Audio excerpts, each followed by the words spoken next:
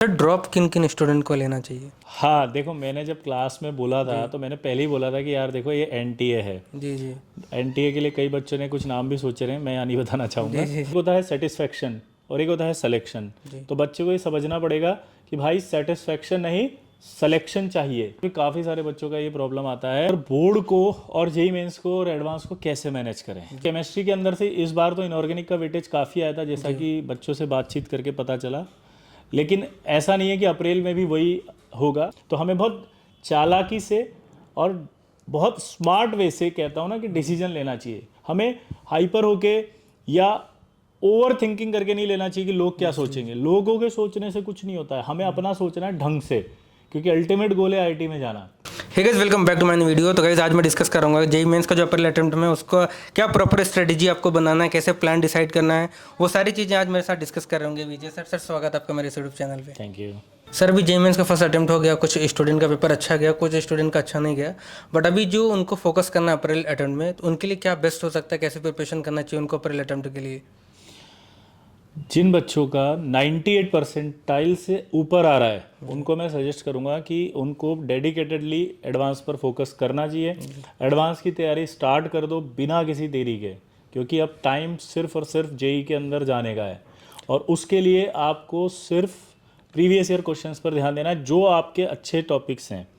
जिन भी बच्चों के बढ़िया टॉपिक्स हैं, जैसे मान लीजिए आपने फिजिक्स केमिस्ट्री मैथ्स में आइडेंटिफाई करो कि इतने अच्छे टॉपिक्स हैं, उनके प्रीवियस ईयर क्वेश्चन एडवांस के करना स्टार्ट कर दो। क्योंकि जेई मेंस के अंदर अभी आपकी सिंगल करेक्ट और आपने सिर्फ इंटीजर की प्रैक्टिस की, तो सबसे ज़्यादा एडवांस के लिए आपको मल्टीपल की प्रैक्टिस करने की जरूरत पे मैथ्स और कॉलम की है, कॉम्प्रिहेंशन की है। तो डेडिकेटेडली आप प्रीवियस ईयर करो, उसमें जो गलतियां हो उनको दूर करो, या उसमें जो क्वेश्चंस नहीं है उसकी थ्योरी पढ़ो और एक प्रॉपर डेडिकेटेड रिवीजन करो। सर, 98 परसेंटाइल से ज़्यादा वाले को तो आपने बता दिया, अब जिनका उससे कम आता है उनके लिए क्या बताओगे आप? देखिए, 98 परसेंटाइल से अगर कम आ रहा है जी तो पहली बात तो डरना नहीं है और टेंशन नहीं लेनी कि जेई एडवांस के लिए टाइम नहीं मिलेगा, हम पढ़ेंगे कैसे, हमारा क्या होगा, क्या मैं कर पाऊंगा, वो टेंशन नहीं लेनी है। सिंपल एक चीज़ ध्यान रखो, 98 से कम परसेंटाइल है तो आप अप्रैल अटेम्प्ट को फोकस करो। अप्रैल अटेम्प्ट को फोकस करने के लिए सिंपल स्ट्रेटजी बता रहा हूँ मैं आपको। सिंपल एक लाइन बस याद रखना, वो ये कि प्रीवियस ईयर क्वेश्चंस डेडिकेटेडली करना है as a test paper, time limit में और बायोलॉजिकल क्लॉक सिस्टम को ध्यान में रखते हुए, वही 9 से 12 और 3 से 6। इससे फ़ायदा ये होगा कि आपको उसी बायोलॉजिकल क्लॉक सिस्टम में तैयारी करने का मौका मिलेगा। प्लस जो पेपर का पैटर्न था वो आपको पता है, प्रीवियस ईयर क्वेश्चन ही आए थे काफ़ी सारे। तो प्रीवियस ईयर क्वेश्चन जो बहुत सारे आए थे वही इस बार भी आने के चांसेस होते हैं। और बच्चे उन पर ध्यान देके अगर जाएंगे तो जो अप्रैल अटेम्प्ट का सेशन होगा वो फैमिलियर होगा उनके लिए, इससे कि उनको जल्दी और स्पीड में काम करने का मौका मिल जाएगा। सर, आप कई सालों से जेई मेंस का फर्स्ट या सेकंड अटेम्प्ट का पेपर देखा ही होगा। आपको क्या लगता है पेपर में क्या किस चीज़ की ज़्यादा इंपॉर्टेंस होती है? पीवाईक्यू की इंपॉर्टेंस होती है या फिर सर की नोट्स की इंपॉर्टेंस होती है? क्या सबसे ज़्यादा मेन फैक्टर क्या होता है? देखिए, सबसे इंपॉर्टेंट और मेन फैक्टर की बात मैं करूँ तो बच्चे का डेडिकेशन होता है कि उसको जो पढ़ाया गया है उसने अच्छे से पढ़ा या नहीं पढ़ा। फिर उसके बाद उसकी प्रैक्टिस का होता है कि उसने जो प्रैक्टिस की है वो सही तरह से की या नहीं की है। एक होता है सेटिस्फेक्शन और एक होता है सिलेक्शन। तो बच्चे को ये समझना पड़ेगा कि भाई सेटिस्फेक्शन नहीं, सिलेक्शन चाहिए। तो सिलेक्शन के लिए आपको फोकस करना है अपने आप को, और सिलेक्शन को फोकस करने के लिए प्रीवियस ईयर क्वेश्चंस का भी वेटेज होता है और नोट्स जो टीचर ने पढ़ा उसका भी होता है। क्योंकि नोट्स होता है थ्योरी और प्रीवियस ईयर क्वेश्चंस होता है प्रैक्टिस। तो थ्योरी और प्रैक्टिस जब दोनों कंबाइंड होते हैं तो आपका रिजल्ट बेटर आता है। सर, जेई मेंस का जो अप्रैल वाला अटेम्प्ट है उसके दौरान बोर्ड्स भी पढ़ रहा है, तो बोर्ड्स और अप्रैल का अटेम्प्ट को कैसे फोकस करें, बच्चे मैनेज कैसे करें इन दोनों को? ये एक बहुत बड़ी प्रॉब्लम है जो 12th क्लास में है। बिल्कुल, आपने बहुत अच्छा सवाल पूछा और ये बच्चे आपको थैंक यू बोलेंगे अभी कमेंट बॉक्स में, क्योंकि बहुत अच्छा नहीं है। तो ये बहुत बड़ी प्रॉब्लम आ रही है, क्योंकि मेरे पास भी काफ़ी सारे बच्चों का ये प्रॉब्लम आता है कि सर बोर्ड को और जेई मेंस को और एडवांस को कैसे मैनेज करें। तो मैं आपको फिर से बता दूंगा बोर्ड वाले बच्चों के लिए कि देखो, थ्योरी जो बोर्ड की होती है ना वो तो एनसीईआरटी है, और जेई मेंस जो होता है उसके अंदर प्रॉब्लम्स जो आती है वो एनसीईआरटी से ही आती हैं। तो क्यों ना हम इस बात पर फोकस करें कि अगर हमें ये कॉन्फिडेंस है कि हम बोर्ड के अंदर लगभग जो है वो आपका 80 या 85% आराम से ले आएंगे, तो हमें पूरी तरह से डेडिकेटेडली अभी जेईई मेंस पर फोकस करना चाहिए। लेकिन अगर हमें लगता है कि हम 75% लाने में भी हमारे को थोड़ी फाइट आ सकती है क्योंकि हमने कुछ भी नहीं पढ़ा बोर्ड के लिए, तो आपको पहले बोर्ड के लिए डेडिकेटेडली पढ़ाई करनी चाहिए और प्रीवियस ईयर के बोर्ड के पेपर सॉल्व करना शुरू करो ताकि आपकी राइटिंग स्किल्स इंप्रूव हो और आपको लिखने का तरीका पता लगे ताकि मार्क्स अच्छे आ सके, एटलीस्ट 75% क्राइटेरिया, ताकि नेक्स्ट ईयर नेक्स्ट ईयर के लिए आपको किसी तरह का रिस्क ना हो। वरना ऐसा ना हो कि अगले साल इम्प्रूवमेंट देना पड़ जाए आपको, तो वो भी आपके लिए बहुत भारी पड़ सकता है। तो हमें बहुत चालाकी से और बहुत स्मार्ट वे से, कहता हूँ ना, कि डिसीजन लेना चाहिए। हमें हाइपर होके या ओवर थिंकिंग करके नहीं लेना चाहिए कि लोग क्या सोचेंगे। लोगों के सोचने से कुछ नहीं होता है, हमें अपना सोचना है ढंग से, क्योंकि अल्टीमेट गोल है आईआईटी में जाना। अब वो इस साल जाओ या अगले साल, आपका तरीका होना चाहिए कि कैसे जा सकते हैं, वो आपको खुद सेल्फ एनालिसिस करना है। सर जिनका बोर्ड में 75% से कम आता है और उनका सपना है आईआईटी में जाना, तो उनके लिए क्या टिप्स देना चाहोगे आप?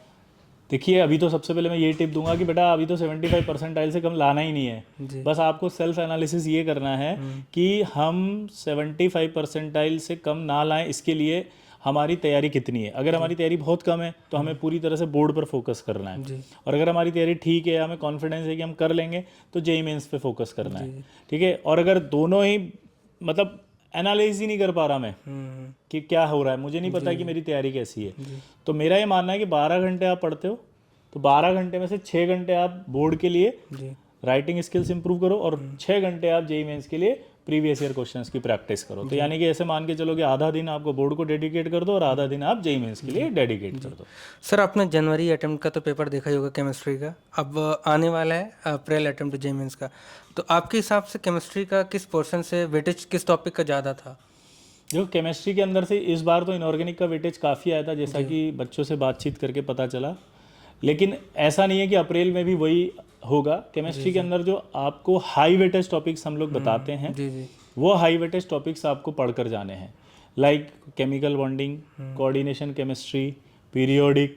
ये जो है ना, ये सारे के सारे ऐसे यूनिवर्सल, मतलब आप किसी से भी पूछेंगे ना तो ये चैप्टर तो आने ही चाहिए। मतलब अगर ये आ गए तो आपकी बैकबोन होगी केमिस्ट्री की स्ट्रॉन्ग।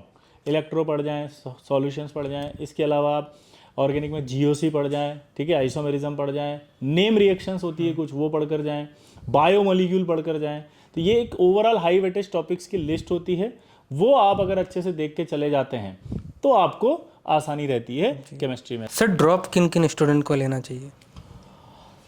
ड्रॉप उन सभी बच्चों को लेना चाहिए जिनका सपना आईआईटी जेईई में जाने का है, क्योंकि अगर आईआईटी जेईई खुद कहती है कि आप 1 साल और तैयारी करें, तो इसका मतलब आईआईटी ये समझती है कि आप कर सकते हैं।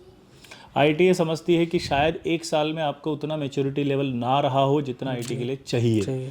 तो आईआईटी जेईई के जो इतने बड़े दिग्गज या एक्सपर्ट्स हैं, उन्होंने जब आपको ये कहा है कि आप 1 साल और तैयारी कर सकते हैं, तो मुझे लगता है कि जिस लेवल का एग्ज़ाम है और जिस लेवल पर उस एग्ज़ाम की वैल्यू है, उस लेवल पर तो मुझे लगता है अगर एक चांस मिल रहा है तो सब बच्चों को देना चाहिए, क्योंकि ये आपके लिए बहुत बड़ी गोल्डन अपॉर्चुनिटी है क्रैक करने की। सर मैंने आपके लाइव सेशन में आप ले रहे थे तो उसमें स्टूडेंट कमेंट कर रहे थे कि सर आपने जो डिलीटेड पोर्शन का बताया था कि क्वेश्चन आने की प्रोबेबिलिटी है, तो सर आपको लगा था कि हाँ इससे आ जाएगा क्वेश्चन?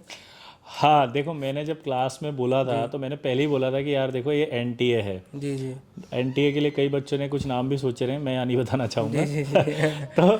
तो मुझे मालूम था कि आएंगे, जैसे मेटलर्जी। अब मेटलर्जी का एक क्वेश्चन था उसमें, एस ब्लॉक का भी क्वेश्चन था। तो इस बार भी मेरा ऐसा मानना है कि मेटलर्जी और एस ब्लॉक में से क्वेश्चन आएंगे। तो डिलेटेड जो भी चैप्टर्स हैं, हाँ, अप्रैल अटेम्प्ट में पक्का आएगा। तो आप बिल्कुल, आपके पास समय है तो आप जरूर पढ़ कर जाएं। सर आपको किस टॉपिक से प्रोबेबिलिटी लगती है कि आएगा? प्रोबेबिलिटी वही मेटलर्जी और एस ब्लॉक से तो फिर से प्रोबेबिलिटी है कि आएगा, कंफर्म आएगा। रीजन बीइंग कि ऐसे चैप्टर है जो कनेक्टेड हैं, आप चाह के भी इसमें से नहीं हटा सकते। मतलब एक ऐसी चीज़ है कि जैसे बॉडी जो बनी होती है ना हमारी, वैसे ही वो केमिस्ट्री बनी हुई है, आप उसमें हटा ही नहीं सकते। वो तो वो कलेक्ट होगा, जैसे हम बॉडी का कोई पोर्शन नहीं हटा सकते, वैसे उस वो हट ही नहीं सकते चैप्टर। जी जी। सर अभी आपका केमिस्ट्री का बहुत एक्सक्लूसिव कोर्स आया है जिसमें आप टॉप फैकल्टी केमिस्ट्री की पढ़ाने वाली है, तो 11 to 12 मूविंग जो स्टूडेंट है उनके लिए कितना इम्पैक्टफुल होने वाला है ये कोर्स? देखिए, अगर आप एक नॉर्मल, ये जो बैच है ना, बहुत ज़्यादा रिसर्च के बाद बनाए जाते हैं, क्योंकि इसको बनाने के पीछे क्या है, बहुत सारा एक्सपीरियंस होता है कई सालों का। तो आपको भी पता है, आप भी बच्चों के कांटेक्ट में रहते हैं, तो सर कई सारे बच्चे तो आप लोगों का इतना कमेंट करते हैं कि मतलब एक गॉड ऑफ इनऑर्गेनिक केमिस्ट्री आपको बच्चे कहते हैं। मतलब एक साथ एक प्लेटफॉर्म पे मिलना सर एक तरीके से इम्पॉसिबल है। हाँ, इंडिया के किसी भी प्लेटफॉर्म पे मैंने ऐसे टीचर तो नहीं देखे केमिस्ट्री के सर जी। तो वही मेरा कहना था कि जो जो बैच है, जैसे आप भी कांटेक्ट में रहते हैं, तो आपको पता होगा कि 11th बर्बाद, 11th बैकलॉग, 11 बर्बाद हो गया। 11th में कुछ नहीं आता, और उसी डर से 12th कुछ नहीं कर पाते। जी जी। तो ये पूरा का पूरा जो क्राउड है वो ड्रॉपर में जाता है फिर, और वो अगले साल तैयारी करता है, यानी अपने सपने को पूरा करने के लिए उसके पास 3 साल का टाइम हो जाता है जो बर्बाद हो चुका है। तो अब उसके पास कोई ऑप्शन होता नहीं है। अच्छा, ऑप्शन होते हैं अगर, तो वो रिलायबल नहीं है। रिलायबल इन द सेंस कि वो सच में 11th कराएंगे कि नहीं कराएंगे, पहली चीज। वो उस डेप्थ में कराएंगे कि नहीं कराएंगे, दूसरी चीज। क्या उनकी 11th कराने से वो 12th से कनेक्ट होगा कि नहीं होगा बच्चा।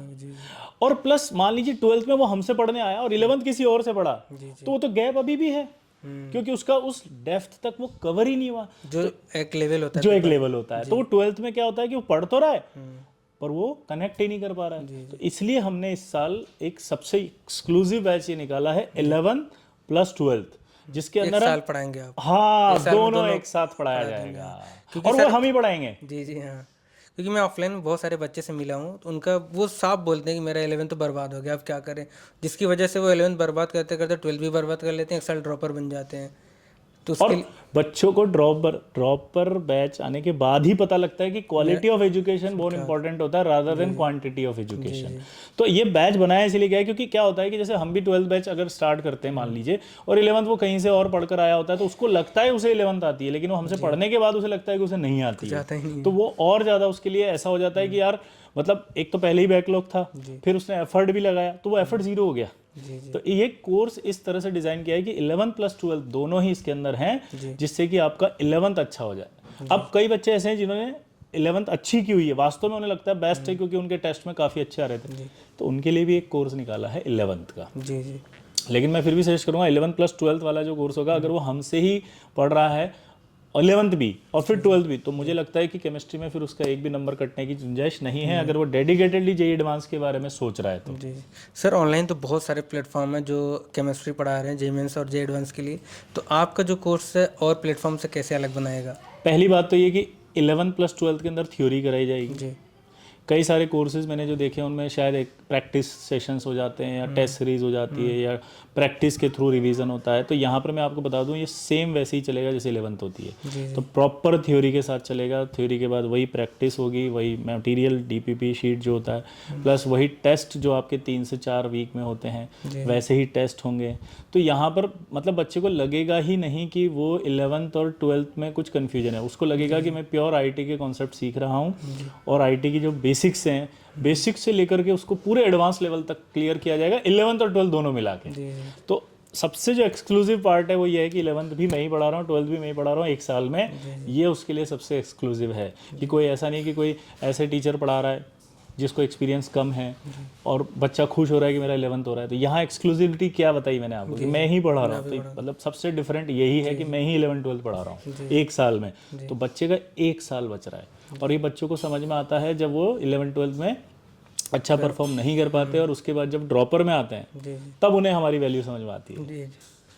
तो वो आपका एक साल बच रहा है, ये एक्सक्लूसिविटी है इस बैच में। तो गाइस, इस वीडियो में हमने सर से बहुत सारी चीज़ें सीखा है कि अप्रैल अटेम्प्ट को आपको कैसे प्रॉपर वे में देना है, बोर्ड्स की कैसे प्रिपरेशन करना है।